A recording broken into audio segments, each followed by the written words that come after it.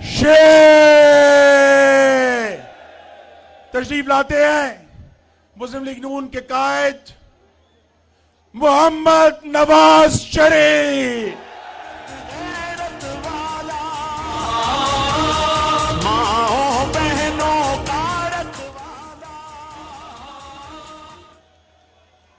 बिस्मिल्लाहिर्रहमानिर्रहीम।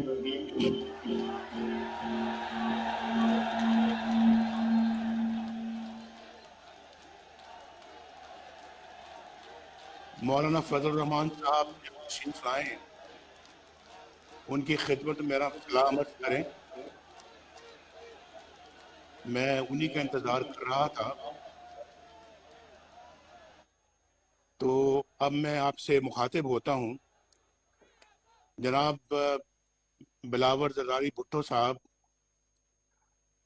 जनाब महमूद खान अचकजई साहब, प्रोफेसर साजिद मीर साहब, डॉक्टर मोहम्मद मालिक साहब,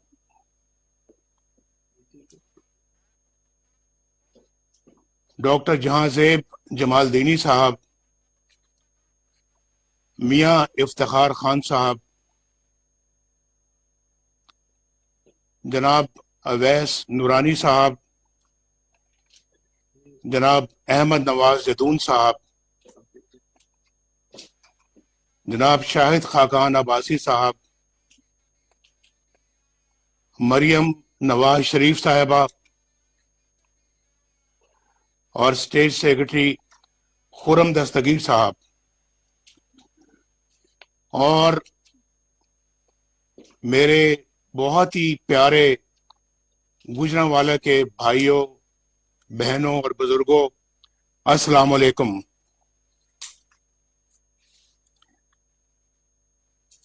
मेरी आवाज आप तक पहुंच रही है? जरा हाथ खड़ा करके बताएं। यहाँ पूरी स्क्रीन पे वो जलसा का ले मेरी शोर में आ रही है मेरी आवाज आपको?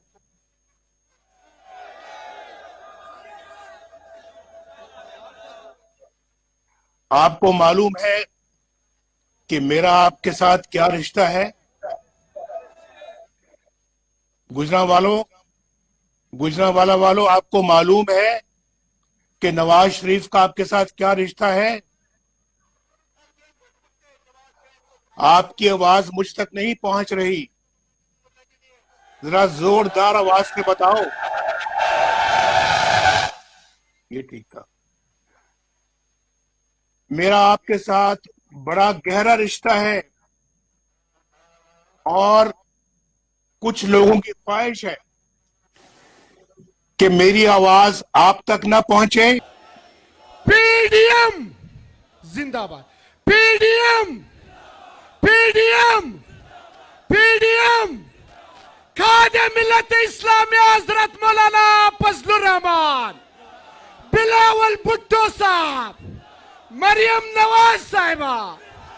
मौलाना फजल रहमान साहब को वेलकम कहता हूं, उनको खुशामदीद कहता हूं, और मौलाना साहब की खिदमत में गुजारिश करना चाहता हूं कि मैं अभी 3-4 मिनट पहले मौलाना साहब मैंने अपनी गुफ्तगू शुरू की है। मुझे बहुत खुशी है कि आप तशरीफ ले आए हैं और मैं आपको दिल की गहराइयों से आपको खुशामदीद कहता हूं, अपनी तरफ से भी और ये पीडीएम के जलसे की तरफ से भी और पूरे पंडाल की तरफ से भी। तो मैं बात कर रहा था कि आज तो दवाइयां भी पहुंच से बाहर हो गई हैं और गुर्दे के मरीज, गरीब मरीज डायलिसिस भी नहीं करा सकते, जो हमारे जमाने में मुफ्त था। और आज सुना है कि 5,000 रुपए वसूल किए जाते हैं इन परेशान हाल गुर्दों के मरीजों से। ये किधर जाए? इस महंगाई के तूफान में तो आज बच्चों को स्कूल भेजने के लिए भी आपके पास पता नहीं फीस है या नहीं है, इलाज कहां से कराएंगे, और बच्चों की किताबों और कपड़ों के लिए पैसे हैं या नहीं है। अभी सर्दियां आ रही हैं, उनके लिए गर्म कपड़ों के लिए आपके पास पैसे हैं या नहीं है? मुझे जरा बताएं, ये पता लगना चाहिए मुझे। और जो लोग किराए के मकान में रहते हैं वो आजकल किराया कहां से दे रहे हैं? गरीब बेटियों की शादियां कैसे हो रही हैं? सुना है सोने की कीमत 1,10,000 रुपए तोला हो गई है। कोई मुझे बताएगा कि बच्चियों के हाथ कैसे पीले होंगे? कैसे वो अपनी शादी रचा सकेंगे? रुपए की कदर मिट्टी में मिल गई है, मिट्टी में। और जैसे जैसे रुपए की कीमत गिरती है, हर पाकिस्तानी गरीब से गरीब तर होता चला जाता है। बाजार में 100 रुपए लेकर जाने वाला शख्स मुझे बताए कि 100 रुपए में क्या मिलता है, 100 रुपए में कुछ आता भी है या कुछ खरीदा भी जाता है या नहीं। और फिर मुझे बताएं कि मेहनत कशों का क्या हाल है, जिनकी आमदनी 20,000 रुपए या उससे कम है, वो कैसे जिंदगी गुजार रहा है, वो कैसे गुजारा कर रहा है। जो कहते थे हम 1 करोड़ नौकरियां देंगे, उन्होंने तो 1.5 करोड़ लोगों को बेरोजगार कर दिया है। मैंने तो अभी 20,000 रुपए वाले आमदनी के लोगों की बात की थी, लेकिन जो बेरोजगार हैं वो कैसे जिंदगी गुजार रहे हैं? मुझे जरा बताएं। मेरे दिल पे हाथ पड़ता है जब मैं ये सोचता हूं कि जो बेरोजगार हैं, जरिया आमदनी कोई नहीं है, घर का किराया भी देना है, माँ बाप के लिए, बूढ़े लोगों के लिए दवाइयां भी लानी है, बच्चों को स्कूल भी पढ़ाना है, रोजमर्रा के अखराजात भी बर्दाश्त करने हैं, बिजली का बिल भी देना है, गैस का बिल भी देना। वो क्या कर रहा है? वो किसके पास बेचारा जाके अपनी फरियाद करता है? इन्होंने तो कहा था कि हम 50 लाख घर देंगे। मुझे बताया जाए, क्या किसी को एक भी घर मिला है? किसी को एक भी घर दिया है? फिर आज मुझे बताएं कि काश्तकार, उनका क्या हाल है? उनकी गुजरोकात कैसे हो रही है? सुना है खादें बहुत महंगी हो गई हैं, बिजली बहुत महंगी हो गई है। आए दिन रोज सुनते हैं कि आज बिजली इतनी महंगी हो गई, आज इतनी महंगी हो गई। ताजरों का क्या हाल है? ताजर कैसे गुजारा कर रहे हैं? कारोबार चल भी रहे हैं या बंद हैं? सुना है, मैंने सुना है कारोबारी हालात बहुत खराब हैं। नवाज शरीफ आपके एक एक दुख और तकलीफ से वाकिफ है, उसे आपके एक एक आंसू का एहसास है। यकीन मानिए, नवाज शरीफ का दिल रोता है जब वो देखता है कि गरीब आदमी इन मुसीबतों में गिरफ्तार है। मेरी रातों की नींद चली जाती है जब मुझे ये ख्याल आता है कि आपके बच्चे भूखे सोते हैं। मेरा दिल रोता है जब बिजली का बिल आप पर बिजली बनकर गिरता है। आपको पहुंचाया जाने वाला हर जख्म नवाज शरीफ के दिल पर लगता है। अभी 3-4 रोज पहले मुझे मालूम हुआ कि रोटी 10 रुपए कर दी गई है। क्या ये बात दुरुस्त है? मेरे भाइयों, मुझे बताओ, रोटी वाकई 10 रुपए कर दी गई है? भाई 71 साल लगे, ये गौर से सुनो मेरी बात, 71 साल लगे आटे को 35 रुपए किलो तक आते आते।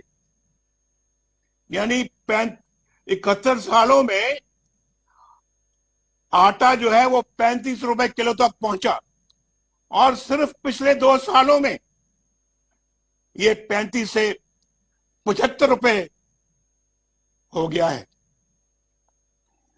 मुझे बताएं कि कहां 75 साल, कहां 71 साल, और कहां सिर्फ ये 2 साल।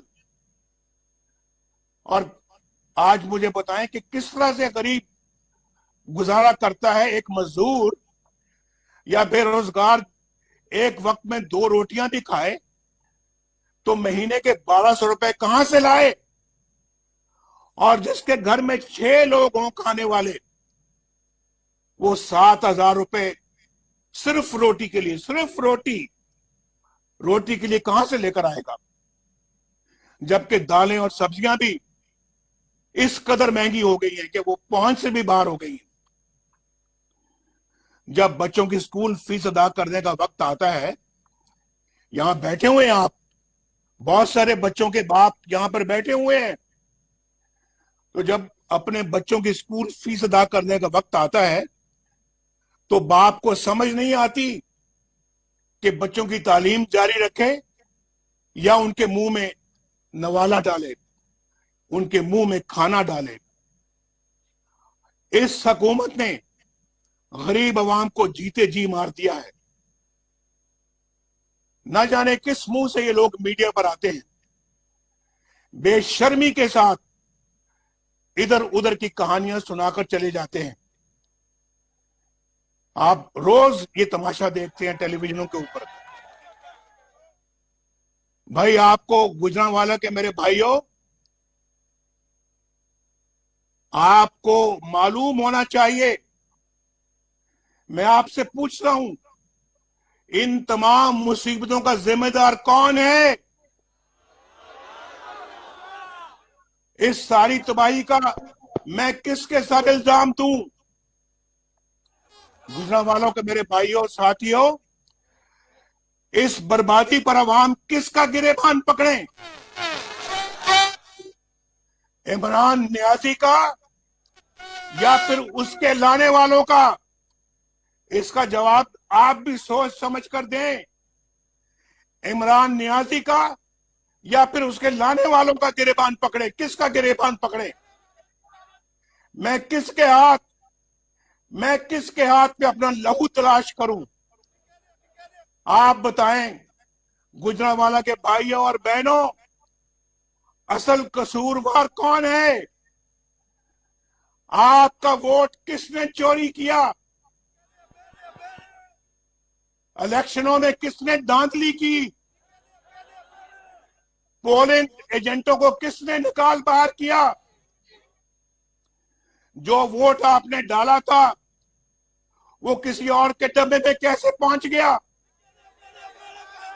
किसने पहुंचाया? आपके वोटों पर 2-2 मोहरें किसने लगाई? और फिर रात के अंधेरे में आरटीएस किसने बंद किया?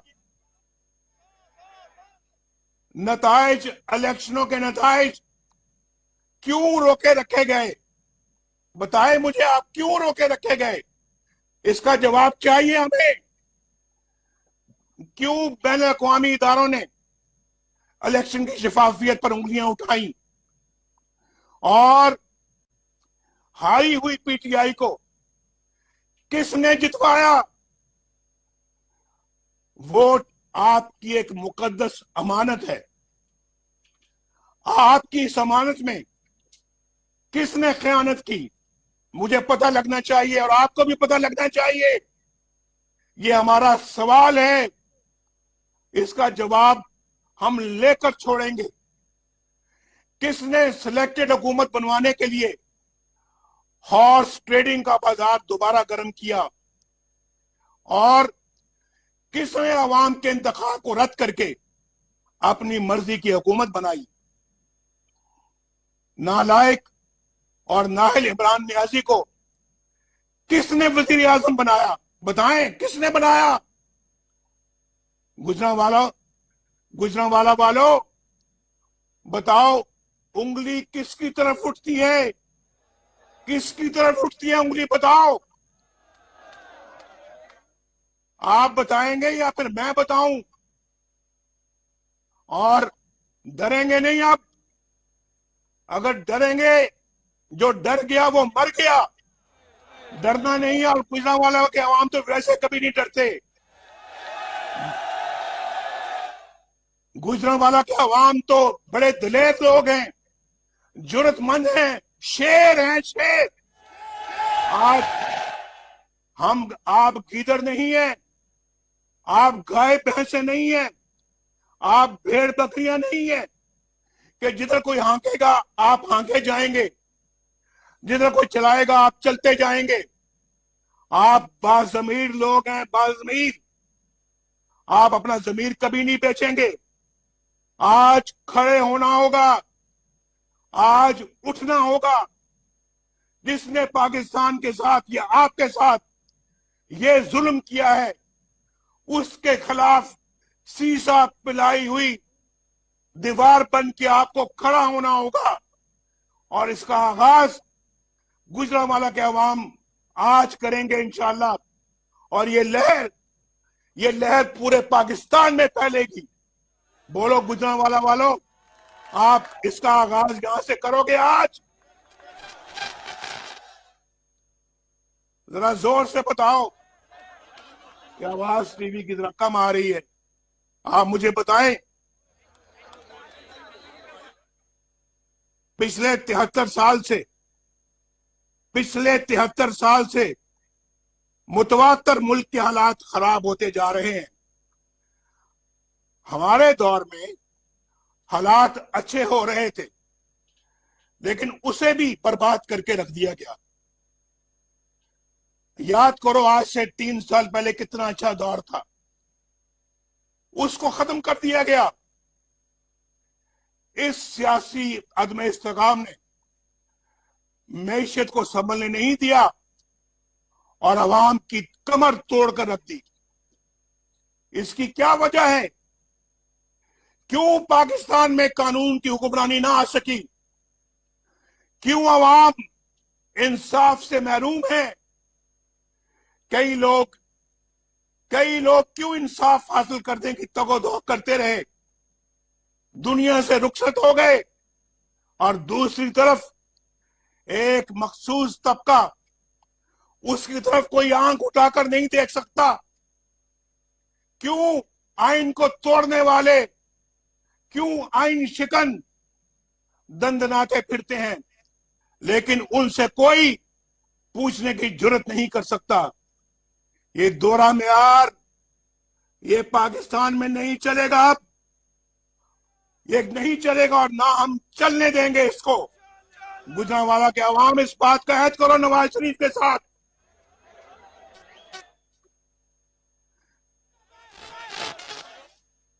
आवाज जब नहीं आती ना, फिर वो बड़ा कोई मसला है इसमें। आपका जो रिस्पॉन्स है, आपका जो जज्बा है, वो मुझ तक सही तरह से आपकी आवाज नहीं पहुंच रही। मेरी आवाज आप तक पहुंच रही है या नहीं पहुंच रही? बताओ, हाथ खड़ा करके बताओ। पहुंच रही है आवाज? आपकी आवाज मुझ तक नहीं पहुंच रही, लेकिन अगर मेरी भी पहुंच रही है तो ठीक है, अच्छी बात है। मुझे बताओ कि यहां पे एक डिक्टेटर को आइन शिकनी पर सजा मिली, लेकिन उस अदालत को भी उड़ा दिया गया हवा में। और दूसरी तरफ आपके मुंतखब नुमाइंदों से हमेशा बुरा सलूक किया जाता है। क्यों आपके मुंतखब वज़ीर आज़म के साथ तज़यीक़ आमेज़ सलूक किया जाता है? क्यों उन्हें काम नहीं करने दिया जाता? क्यों आपके मुंतखब वज़ीर आज़म को अपने 5 साल पूरे नहीं करने दिए जाते? क्यों जगह जगह उनके रास्ते में रोड़े अटकाए जाते हैं? कभी धरना करवाकर रास्ता रोका जाता है, कभी डॉन लीक्स बनाकर, और कभी रिजेक्टेड कहकर वजीर आजम के अहकामात को रद्द कर दिया जाता है। मैं हैरान होता हूं कि जितना वक्त इन आइन तोड़ने वालों ने साजिशों पर जाय किया, उसका आधा वक्त भी अगर दिफा पर सर्फ किया जाता तो मुल्क बहुत सी कबातों से बच जाता। उसके बाद क्या होता है? उसके बाद पनामा की साजिश होती है। पनामा का कोई और मकसद नहीं था, सिर्फ एक कि मुल्क को कमजोर करना और हुकूमत को गिराना, नवाज शरीफ को निकलवाना, नवाज शरीफ को डिस्क्वालीफाई करना। इस सब के बावजूद हमने अल्हम्दुलिल्लाह इन धरनों के बावजूद, इन मुश्किलात के बावजूद, आप गवाह हैं गुजरांवाला वालों, ना सिर्फ हमने काम करके दिखाया बल्कि दुनिया से भी अल्लाह के फजलो करम से अपना लोहा मनवाया। अल्हम्दुलिल्लाह हमने सस्ती बिजली बनाकर पाकिस्तान को अंधेरों से निकाला, मुल्क में अमन कायम किया, दहशतगर्दी खत्म की, कारोबार चलना शुरू हो गया और गुर्बत और बेरोजगारी खत्म होना शुरू हो गई। अस्पताल, स्कूल और यूनिवर्सिटियां बन रही थी, मोटरवेज और हाईवेज बन रहे थे। आज बलूचिस्तान से, सिंध से, केपीके से, पंजाब से और वहां से भी, चित्राल से भी लोग आए हैं, इस जलसे में आए हैं, कायदीन आए हैं और हमारे कायदीन के साथ उनके वर्कर्स भी आए हैं। पूछें कि माशाल्लाह मोटरवे पेशावर से लेके तो सिंध तक पहुंच गई है, उधर बलूचिस्तान में हाईवेज पे तामीर हो रही है, वहां पे जो टनल हमारी चित्राल वाली जो है लवारी टनल वो बन गई है, हजारा मोटरवे बन गई है। ये सब काम अल्लाह के फजलो करम से हमने अपने ये 3-4 सालों में किए। बिजली के इतने बड़े बड़े कारखाने लगा दिए, ये सारा काम किया और अल्लाह के फजलो करम से आज हमें उसकी खुशी है। अगर पाकिस्तान को उसी तरह चलने दिया जाता, आज पाकिस्तान तरक्की का एक मरकज बन चुका होता इस खिते में। पाकिस्तान की तरक्की को दुनिया तस्लीम कर रही थी, दुनिया। पाकिस्तानी रुपया दूसरी तमाम करेंसियों में इस खिते में मुस्तहकम था। अगले 10 साल में पाकिस्तान का शुमार दुनिया की 20 बड़ी इकोनॉमीज में होने की पेशगोई की जा रही थी और खुद बैन अवी इदारे भी ये कह रहे थे। वर्ल्ड बैंक और IMF भी पाकिस्तान की तरक्की को तस्लीम कर रहे थे। ये तरक्की अफसोस दर अफसोस, ये तरक्की अवाम का मैंडेट चोरी करने वालों को रास नहीं आई। उनसे बर्दाश्त नहीं हुआ कि नवाज शरीफ अपने मिशन में कामयाब हो जाए और वोट को इज्जत मिल जाए। नवाज शरीफ अकेला नहीं था, हमारे PDM के लीडर्स भी बहुत सारे नवाज शरीफ के साथ थे, उस हुकूमत में उनका भी हिस्सा था। वो आज स्टेज पर बैठे हुए हैं, तो उनको ये रास नहीं आया कि इनकी हुकूमत कामयाब हो जाए और वोट को इज्जत मिले। आपने 2-2.5 साल इन लोगों को भुगता है। आज आपको मालूम हो चुका है गुजरांवाला के मेरे दोस्तों कि वोट को इज्जत दो की क्या अहमियत है। वोट को इज्जत दो किसको कहते हैं? आज आपको इसका एहसास हो रहा है या नहीं हो रहा? मुझे आवाज देकर बताओ।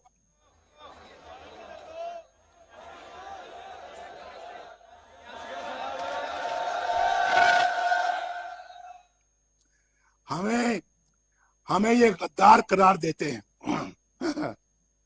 हमें ये गद्दार करार देते हैं। ये कोई नई बात नहीं है, गुजरांवाला को परेशान ना होना, ये कोई नई बात नहीं है। पाकिस्तान के बनने से लेकर आज तक डिक्टेटरों ने सियासतदानों को इन्हीं तमगों से नवाजा है। कभी मादरे मिल्लत फातिमा जना को गद्दार करार दिया गया, कभी हुसैन शहीद सोहरवर्दी को गद्दार ठहराया गया, कभी बाचा खान और मौलवी फजल हक मुल्क दुश्मन करार पाए, कभी मरी, कभी मैंगल और कभी बजंजो गद्दार बने। और जब ये इल्जाम मशरकी पाकिस्तान में शेख मुजीबुर रहमान पर लगाया गया तो उसके नतीजे में मशरकी पाकिस्तान बांग्लादेश बन गया। और आपने देखा अपनी आंखों से कि ढाका में जनरल नियाजी ने हुकूमत, ढाका में जनरल नियाजी ने दुनिया की तारीख में पहली बार खुलेआम इंतहाई जिल्लत आमेज तरीके से हथियार डाले। लेकिन गद्दार कौन है? सियासतदान। गद्दार कौन है? नवाज शरीफ। गद्दार कौन है? मोहतरमा बेनजीर भुट्टो। गद्दार कौन है? वली खान। गद्दार कौन है? अकबर बुख्ती या फिर महमूद खान अचकजई, जो हमेशा दस्तूर और आइन की बात करता है। और कौन गद्दार है? ये सब लोग जो स्टेज पर बैठे हुए हैं, सब कायदीन, सब गद्दार है, क्योंकि ये आइन और कानून की बात करते हैं। और मुहिब्बे वतन कौन है? मुहिब्बे वतन कौन है? जिन्होंने आइन को तोड़ा, जिन्होंने आइन को रोंद डाला, जिन्होंने मुल्क को दो टुकड़े कर दिया, ये सब मुहिब्बे वतन है। मेरे गुजरांवाले के भाइयों और बहनों, तारीख और हकायक बड़े तल्ख हैं, लेकिन पाकिस्तान एक अमन पसंद मुल्क है। हम अमन चाहते हैं, लेकिन खुददारी के साथ, बराबरी के साथ, इज्जत नफ्स के साथ, और मुल्क के अंदर भी इज्जत नफ्स के साथ रहना चाहते हैं। हम जमीर के खिलाफ काम करने वाले लोग नहीं हैं, बाजमीर लोग हैं, बेजमीर लोग नहीं हैं हम। और फिर मुल्क से बाहर भी, इसलिए जब भारत ने 5 एटमी धमाके किए तो हमने उसका जवाब 6 एटमी धमाकों से दिया। लेकिन जब उन्होंने अमन की बात की तो हमने हमेशा मुस्बत जवाब दिया। हमारे दौर में भारत के वजीर आजम पाकिस्तान आए, आपने अपनी आंखों से देखा। और वजीर आजम वाजपेयी मीनारे पाकिस्तान गए और वहां जाकर अपने हाथ से पाकिस्तान के बारे में इंतहाई उम्दा अल्फाज तहरीर किए। कोई जाके विजिटर्स बुक को जाके पढ़े, उसे भारत को पढ़े और फिर बताए कि क्या वो पाकिस्तान बेहतर था या आज का पाकिस्तान। क्यों आज दुनिया हमारी बात सुनने को तैयार नहीं है? क्यों हम एतबार इस कदर खो चुके हैं कि हमारे करीबी दोस्त ममालिक भी आज हमारे साथ नहीं है? सऊदी अरब, जो हमारा बहुत काबिल एतमाद दोस्त है, भाइयों से बढ़कर भाई है, क्यों हमने उसे इतना खफा कर दिया कि वो आज हमारी बात, हमसे बात करने को तैयार नहीं है? तमाम तर अक़वाम मुत्तहिदा की करारदादों के होते हुए भी क्यों हम आज निहत्ते कश्मीरियों पर होने वाले मजालिम के खिलाफ आवाज उठाने के काबिल नहीं है?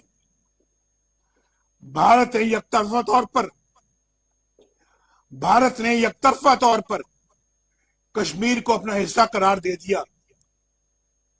क्यों हम एक करारदाद भी पेश नहीं करवा सके? उल्टा अपने ही वजीर आजम आजाद कश्मीर पर गद्दारी का मुकदमा दर्ज करा दिया।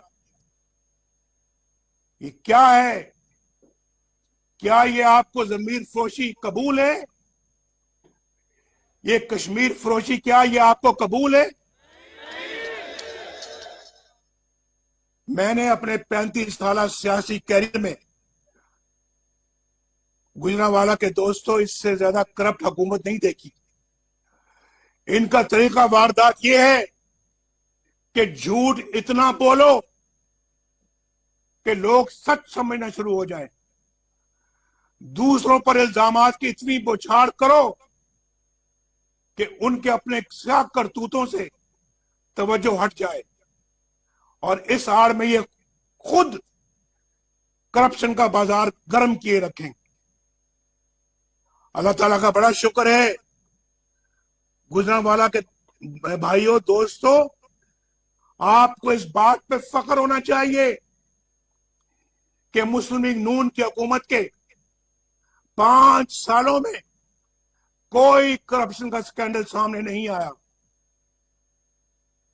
जबकि इन लोगों के आए दिन करप्शन स्कैंडल सामने आ रहे हैं, और स्कैंडल भी वो जिनके जरिए अवाम के आपके अरबों खरबों रुपए लूट कर ले गए। इमरान न्याजी, कौन नहीं जानता कि इस करप्शन में तुम खुद मुलविस हो? तुम क्या समझते हो तुम कि साकिब निसार का एनआरओ लेकर तुम पाक साफ हो गए हो? तुम्हें बनी गाला और लाहौर में जमान पार्क की अरबों रुपए की जायदाद की रसीदें देनी पड़ेंगी। तुम क्या समझते हो कि साकिब निसार का एनआरओ लेकर अलीमा खान हिसाब देने से बच जाएंगी? क्या अरबों की फंड रेजिंग के मामला बिला तहकीक ही रह जाएंगे? तुम क्या समझते हो कि फॉरेन फंडिंग केस पर कोई तुमको एनआरओ दे सकेगा, जबकि तुम्हारी अपनी पार्टी के लोग खुद तुम्हारी करप्शन के गवाह हैं? जवाब दो, तुमने वजीर आजम की कुर्सी पर बैठकर चीनी बरामद करने की इजाजत कैसे दे दी और क्यों दे दी? चीनी के जखायर तो इतने नहीं थे कि एक्सपोर्ट हो सकती है, बरामद हो सकती। उसका नतीजा क्या निकला? 52 से चीनी की कीमत जो है 52 रुपए से 110 रुपए किलो हो गई, लेकिन तुमने परवाह नहीं की ताकि तुम्हारे एटीएम अवाम के खरबों अरबों लूट सके। आपका फर्ज बनता है पाकिस्तान के रहने वालों, गुजरांवाला के रहने वालों, आपका फर्ज बनता है कि आप इसका हिसाब लो। ये अरबों खरबों आपके हैं, आपकी जेब से ये पैसा निकला है और इमरान खान और उसके हवारियों के जेबों में गया है और उसने लोगों को भगा दिया है। ये अरबों खरबों है, इस पे खामोश बैठना जुर्म है, जुल्म है, ज्यादती है।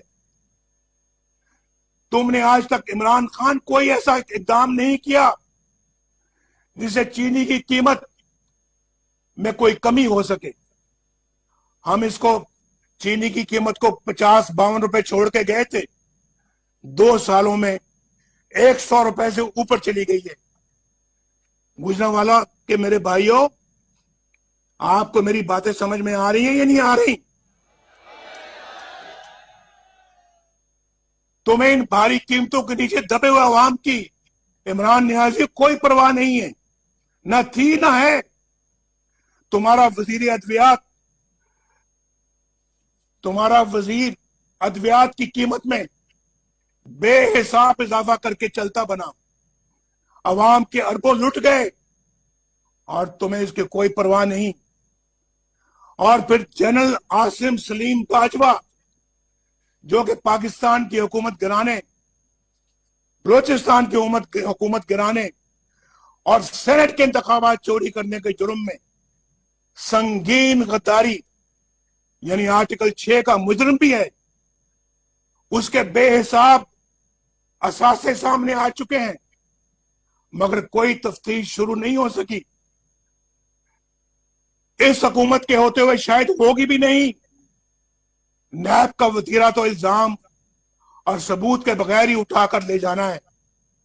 यह शख्स क्यों खुलेआम दंदनाता फिर रहा है? जवाब तो इमरान नियाजी, क्यों फिर रहा है? और आज भी वो चेयरमैन सीपैक बना हुआ है। किस मुंह से ये सीपैक की सरबराही कर रहा है? और उसकी तनख्वाह 35 लाख रुपए माहाना है। गुजरांवाला के अवाम भाइयों, क्या तनख्वाह है? 35 लाख रुपए तनख्वाह है उस शख्स की, जनरल आसिम सलीम बाजवा की। क्या तनख्वाह है बताओ, क्या तनख्वाह है? इस हुकूमत ने कोई काम नहीं किया, लेकिन करप्शन का एक के बाद दूसरा स्कैंडल सामने आ रहा है।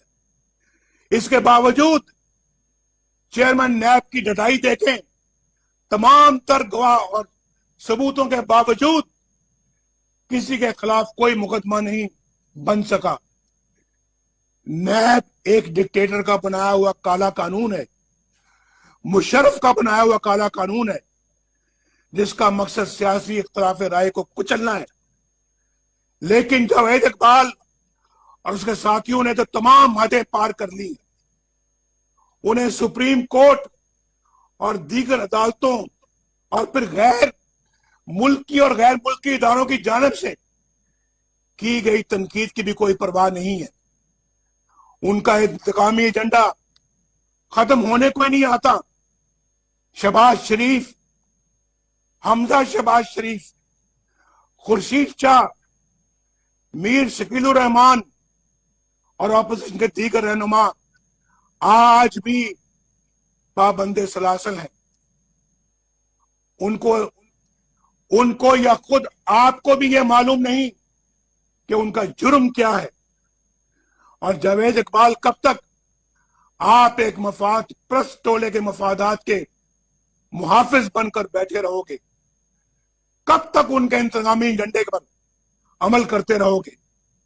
कब तक बेगुनाहों को न्याय की चक्की में पीसते रहोगे? कब तक तुम इमरान नियाजी और आसिम बाजवा जैसों की करप्शन को तहफ्फुज देते रहोगे? याद रखो, तुम्हारा भी यौम हिसाब आएगा और बहुत जल्द आएगा। ये गुजरांवाला का जलसा, ये कायदीन, ये सब गवाह, इंशाल्लाह गवाह रहना, इनका भी यौम हिसाब आएगा और जल्द आएगा। मेरे भाई और बहनों, आइन से इजराफ सिर्फ माशाल्लाह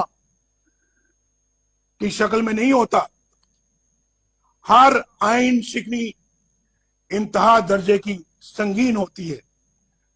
लिहाजा जब जबरदस्ती मीडिया का मुंह बंद कर देते हैं, यह भी आइन शिकनी है।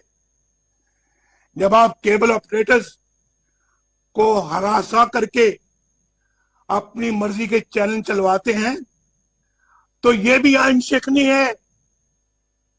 जब आप जजों से जबरदस्ती मनपसंद फैसले लिखवाते हैं, तो यह भी आइन शिकनी है।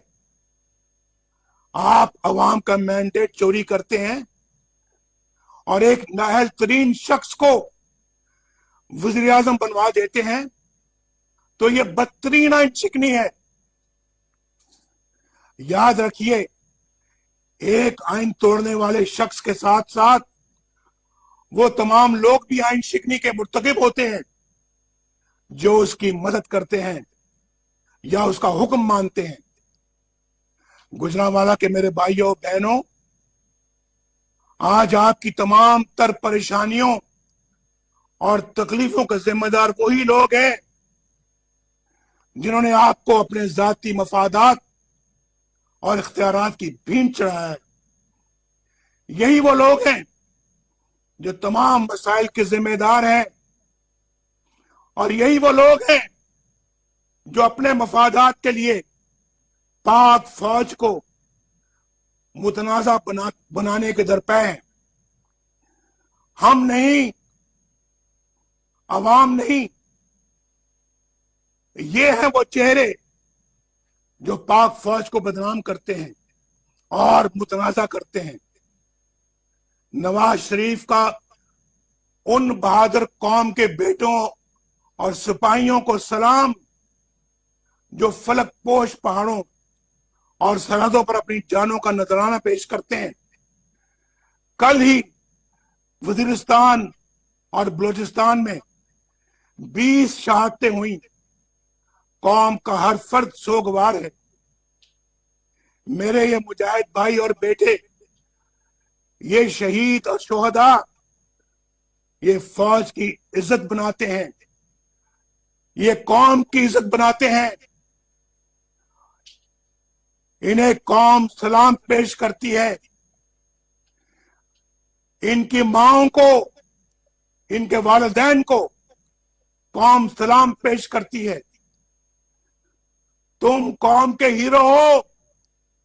नवाज शरीफ तुम्हारा एहसानमंद है। कौम तुम्हारी ममनून है।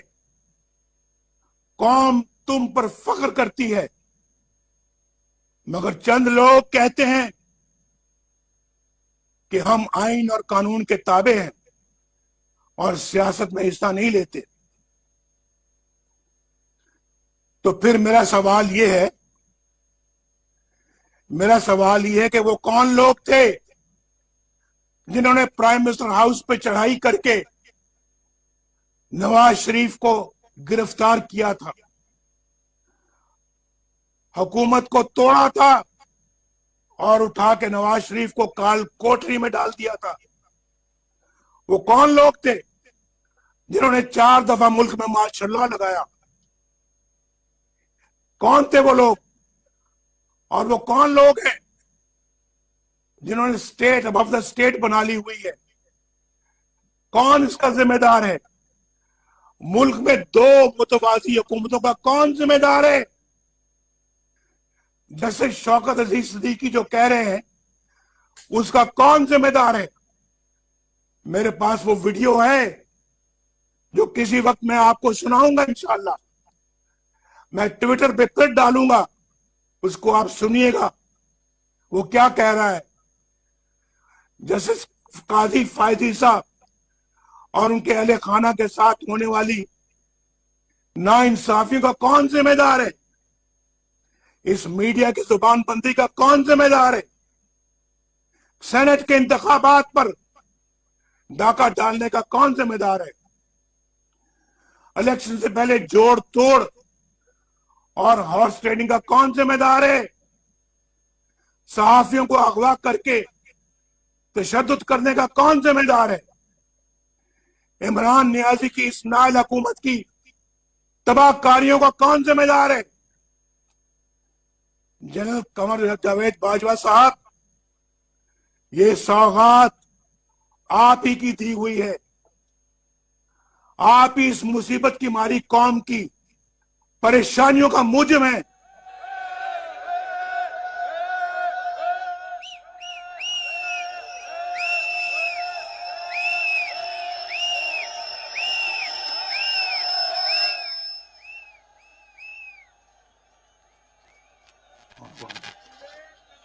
जनरल कमर जावेद बाजवा साहब, आपने हमारी अच्छी भली चलती हुकूमत को रुखसत करवाया और मुल्क और कौम को अपनी ख्वाहिशात की भींट चढ़ाया। मेंबरान पार्लियामेंट की खरीदो फरोख्त, जिससे हम अरसा दराज से जान छुड़ा चुके थे, दोबारा आपने शुरू करवाई। जजों से जोर जबरदस्ती से फैसले आपने लिखवाए। इंसाफ करने के जुर्म में जस्टिस शौकत अजीज सिद्दीकी और काजी फाइज ईसा के खिलाफ तमाम इकदाम आपके इमाम पर किए गए। आपने इलेक्शनों में अवाम के इंतखाब को रद्द करके अपनी मर्जी का नाअहल टोला इस कौम पर मुसल्लत किया। नतीजे में होने वाली बर्बादी के भी आप ही जिम्मेदार हैं। जनरल बाजवा साहब, जवाब आपको ही देना पड़ेगा। आपको बिजली का बिल बिजली बनकर बिजली बनकर गरीब पर गिर रहा है। बाजवा साहब, जवाब आपको देना होगा। दवाई ना मिलने से मेरे पाकिस्तान का गरीब मर रहा है। बाजवा साहब, जवाब आपको देना होगा। गरीब की रोटी 10 रुपए की हो गई है। बाजवा साहब, जवाब आपको देना होगा। इन गरीबों के बहते हुए आंसुओं के जिम्मेदार आप हैं। बाजवा साहब, आप इन गरीबों के बहते हुए आंसुओं के जिम्मेदार आप हैं। जवाब आपको देना होगा। इन हंसते मुस्कुराते चेहरों पर उदासी है, वीरानी है, परेशानी है। बाजवा साहब, जवाब आपको देना होगा। 1.5 करोड़ लोग बेरोजगार हो चुके हैं। बाजवा साहब, जवाब आपको देना होगा। आटा और चीनी चोर अवाम के सैकड़ों अरब रुपए लूट कर चलते बने और हुकूमत ने कीमत काबू में लाने के लिए कुछ नहीं किया। बाजवा साहब, हिसाब आपको देना होगा। आपको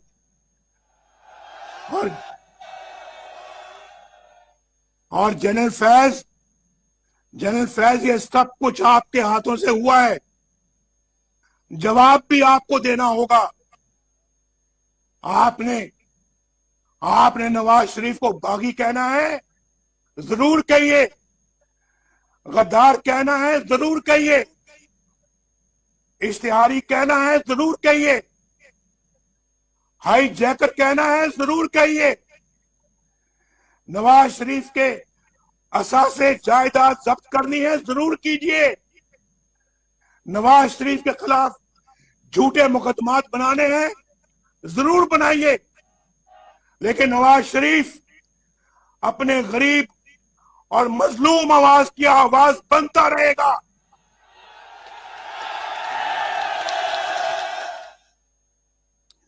नवाज शरीफ आपके वोट को इज्जत दिलाकर रहेगा इंशाअल्लाह।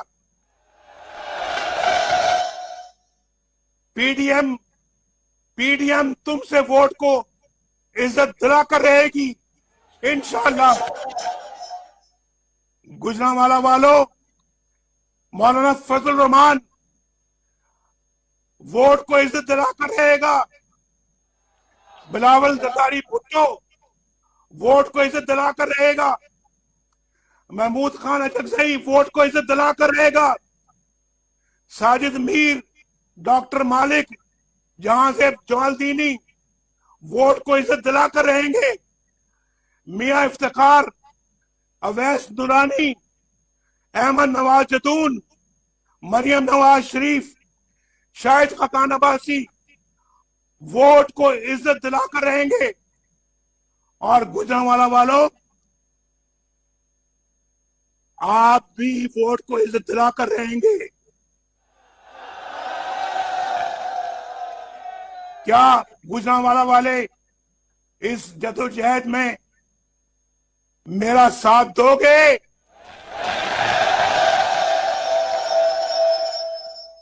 पीडीएम का साथ दोगे? क्या पाकिस्तान हमारा साथ देगा? ये वादा है आपका, गुजरांवाला वालों को वादा है आपका। नवाज शरीफ के साथ वादा कर रहे हो, दोनों हाथ खड़ा करके वादा करो, क्या साथ दोगे?